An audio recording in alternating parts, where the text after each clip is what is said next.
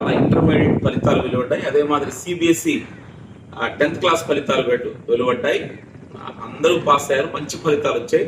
మీ అందరికి శుభాకాంక్షలు. ఫెయిల్ అయినటువంటి పిల్లలు కూడా శుభాకాంక్షలే. ఎందుకంటే ఆ ఫెయిల్యూర్ నుంచి మీరు ఒక స్టెప్పింగ్ స్టోన్స్ లాగా పైకి లేస్తారు, మంచి జీవితాన్ని సృష్టించుకుంటారు.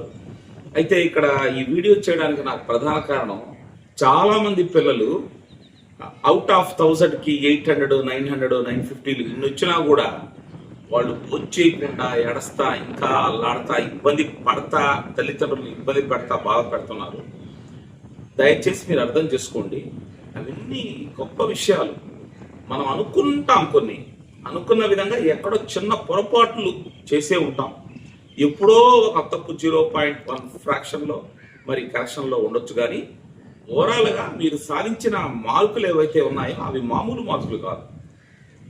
నేను కొన్ని ఫోన్ కాల్స్ చూశాను ఇవాళ. 1000 మార్కులకి 980 వచ్చాయి, 85 అనుకున్న అమ్మాయి 5 తగ్గాయని ఆ అమ్మాయి ఏడుస్తూనే ఉందండి.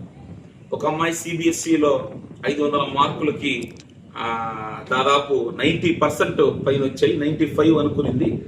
ఆ అమ్మాయి అనుకున్న విధంగా రాలేదని ఆ పాప చాలా ఇంకా రోదనలతో ఏడుస్తూ ఉన్నాయి. ఇట్లే రాష్ట్ర వ్యాప్తంగా బిడ్డలందరూ కూడా ఈ మార్కుల మేనియాలో కూరుకుపోయి ఇంత బాధపడుతున్నారు. మార్కులు అనేవి జస్ట్ ఒక 10 ఇంటర్వల్ టెస్టింగ్ టూల్.